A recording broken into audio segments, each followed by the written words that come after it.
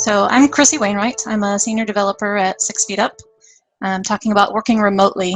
And of course, this can apply to, even if you're just working from home 1 day a week or 100% of the time, which is what I do. Since 2004, I have spent 8.5 of those years working from home for 2 different companies. So I'm going to talk a little bit about my personal experience and then tips that can help you work from home and tips for companies to help their employees work from home. So it started in 2006. I moved from Peoria, Illinois area to Noblesville, where I was working for my company from home. And I had some pros and cons with that experience. One of the pros was that it was a salary job and with a very light workload. I was really only doing 15 to 20 hours of actual work every week, and it was the same work every week.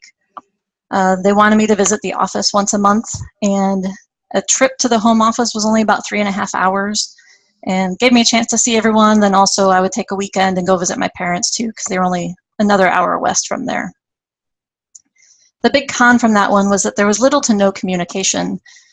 We had instant messenger set up, but my work was all done on my own. I didn't need to collaborate with anyone. And so there was just very little communication other than when I actually went to the home office. And I did that for a couple years and started working for 6 Feet Up in 2008 and was physically working in the office for 3 years. And then in 2011, we moved from Indiana to New Hampshire. So trips to the home office at this point required flights because I wasn't going to drive 16 hours to get there. But my entire workload stayed the same. The only thing that changed was I was in a different location. And then something else that changed after we had moved to New Hampshire was that we had a kid.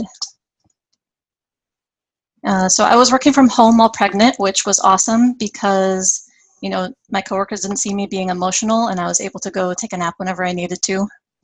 I was also able to work all the way up until I was having contractions. And then after having my son there, that's Eli, I took 2 weeks off and then worked part-time for a couple months. So this picture is from the day that I went back to working part-time. My son pretty much stayed in that spot for his entire first year. He was just on a pillow there and I typed over the top of him. And that worked out great, but as kids get older, they get to be a little bit more of a distraction, can be a little bit more of a downside.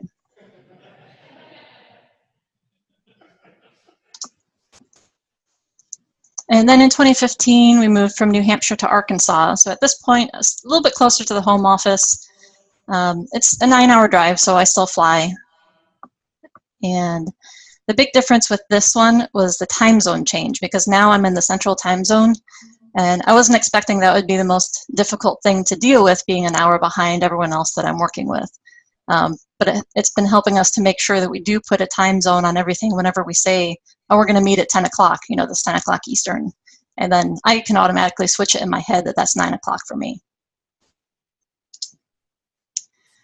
So now I want to give you some tips setting yourself up for success. These are mostly things that work for me or that I have read that work for other people as well. They won't work for everyone because especially some people like Calvin need to be around people and it's really hard for them to work from home. And then some people just are not disciplined enough to be able to work out of a work environment or they find too many distractions at home. I'm glad I'm not in that category.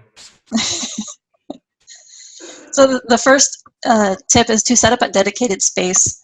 The picture there on my left was my home office, the first place we lived in New Hampshire.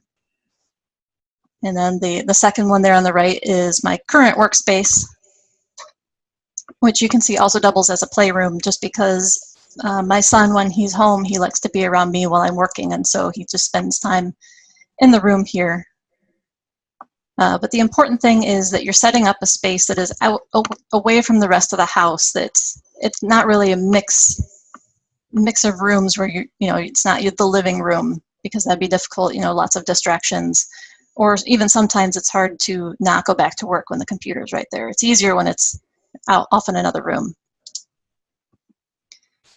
So next thing would be to set up a normal morning routine. Of course, this is going to be different for each person, but keep the same morning routine as if you were going to the office. get up at a specific time, go work out if that's something you normally do, take a shower, get dressed, eat breakfast, and then intentionally go to work. For me, myself, I don't actually get up at 5:48, be a little early. I do get up at 6:30, which might be early for some people, but that's what works for me. And as far as go to work, one of my coworkers had a suggestion one time of, go take a walk around the block. And then when you come back in the house, go sit down at your computer and start working. And to go with that, set a schedule. For me, I start work at 8:30. I would like to start earlier, but with my son, this is just what works out the best. I have lunch at 11 and stop working and have dinner at 6. The important thing is to have consistency. And just as if you were going into the office, you probably have normal hours that you do. Have it be the same when you're working from home. And sometimes it'll take a little bit of time just to figure out what schedule works best for you. So other tips that help you to work from home, one is to find a local meetup. So here in Northwest Arkansas, I attend the Fayetteville JavaScript meetup and the Fayetteville Python meetup. And then I've also been involved in other things locally, including I did a Django Girls workshop over in Tulsa and helped at that. Another tip is to clean up at the end of the day, because you clean everything up that when you come in the morning, then you can get a fresh start. You don't have to worry about picking up the things that you left out. So like pick up any dishes that you left on your desk, any physical things around the room. I haven't been as good at that one recently because since you saw this, my son spends a lot of time in here. That's his job to pick that stuff up, so I don't pick up as much now. And that doesn't only apply to picking up physical things, but your work tasks, finishing, getting at a good spot at the end of the day, submitting timers. Limit notifications and distractions, similar to being in the office. Do anything you can to limit notifications on the computer. You don't need to get an email notification every time you have an email. Do whatever you can to limit any distractions. Do what you can to keep your work and home life separate. Like when I do laundry here at home, I do it at the same time as if I was going to the office. I do it Friday night / Saturday morning. So it's not something I'm thinking about while I'm working for the most part. Another big tip is to tell your boss if you need anything. And this one and the last one really go together. Communication is so important on so many levels. Not only communicating with your coworkers just to get to know them, communicating with your boss to make sure if you need anything that can be gotten, or if anything in your work schedule needs to change, that happens. Or even communicating with people locally. I mean, that kind of goes with the find a local meetup. Give you a chance to talk to people in the area, get to build relationships of people that you can reach out to for help. So the software that we use for that helps with remote working, first one is Slack. This is our main communication tool. We have lots of rooms. We have the general channel, which has a lot of cat pictures, and then a channel for each project that we're working on. We use Zoom. That's what we're using here right now that you're seeing me on. We use this for video calls and screen sharing. Dropbox Paper we have just recently started using. It's great for collaboration. It allows for multiple people to edit a document at the same time. Easily searchable, and we're trying to work it into making it our new intranet. And then Track is what we use for our work tasks for keeping track of tickets per project that need to be done. So now I want to give some tips to companies that can help your remote workers and everything that they are doing. One is to allow employees to set their schedule. And of course, this is the same, if they're in the office, it makes things a lot easier for the employees to be able to set their own schedule.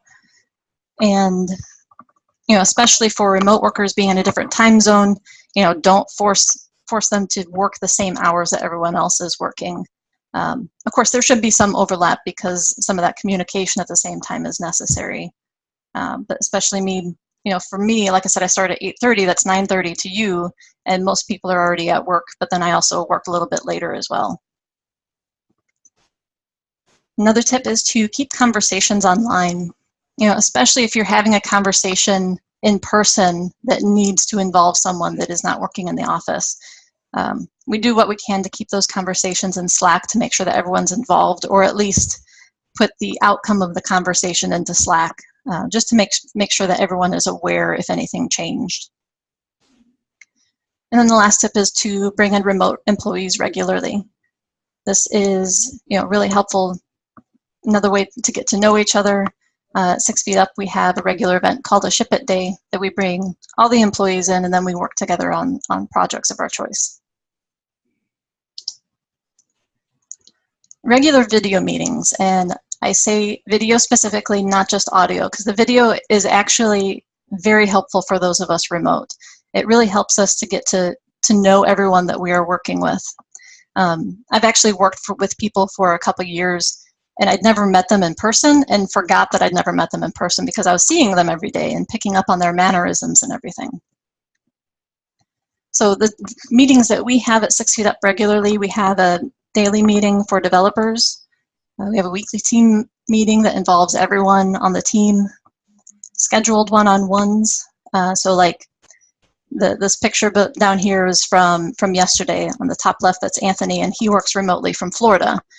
We do a one-on-one meeting every other week, and it's not on any particular topic. We'll talk about work stuff or anything that either of us has found or is having problems with, but it also includes some casual conversation that, it's very relaxed to be able to, another way to get to know each other and have someone to communicate with. And then pair programming, this one isn't scheduled, it just pops up, whenever someone has a problem, has a question, and we can grab someone else using Zoom, just like this, share our videos, we still see each other, but then share our screens to be able to walk through whatever we're having a problem with. All right, and that's what I have. So does anyone have any questions? If anyone has any questions, if you come up to this microphone, Chrissy will be able to hear you and actually answer your question. If there's no, oh, we got one question. Come on up. All right, so I've done the remote working thing very short term before, and I've had the issue of of my family kind of interjecting, saying, "Oh, you're at home already. Can you take care of X, Y, Z? Load the dishwasher, do the laundry, whatever the case may be." How have you addressed that?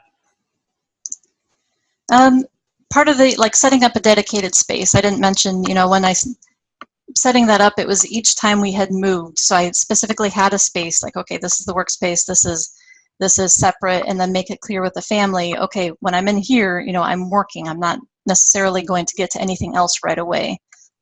As far as dishwasher, I've made it a point to, I do dishes in the morning, and like I said, I do laundry on Friday nights. I have a specific time for all of my other home activities to try to not let those interfere with my work schedule. Thank you. There are days I've forgotten that Chrissy has not been in the office for how many years have you been out of the office now? 7. Yeah, she's made herself a real, just normal part of our daily lives, being in the 6 Feet Up kind of workspace. I see her every day. And we keep our conversations in Slack, and so she's always interjecting great cat gifs. And she even wrote a bot for Slack to inject cat gifs. Anyone else have questions for Chrissy? Oh, got one more coming up. So something fairly unique to 6 Feet Up is that everyone that's in the office sits at the same table. Yeah. So I imagine that means, I mean, I don't know, you guys aren't talking all the time, but Or ever. is that really why it's so quiet there? Is because everything's happening online? Yeah. So that Chrissy feels included? Chrissy, Anthony, Christine, we have many remote workers, and then we have contractors also who aren't in the office with us. But I don't, Chrissy, I mean, you feel left out? You feel like there's conversations you're missing? No, you guys don't talk. That's just the thing. If it's not in Slack, you guys just aren't having conversations. We're really that way. It's funny. Well, except for me. I'll try and interrupt people, but they'll have their headphones on, and then I'll be like, dang it, they're not hearing me. So then I have to literally go to Slack, even though they're sitting, like Rob sits catty corner to me. Like I could probably, if I reached far enough, I could hit him, but he usually has his headphones on, so I have to Slack him. Anyone else? All right, let's give Chrissy another big round of applause. Thank you very much for joining us.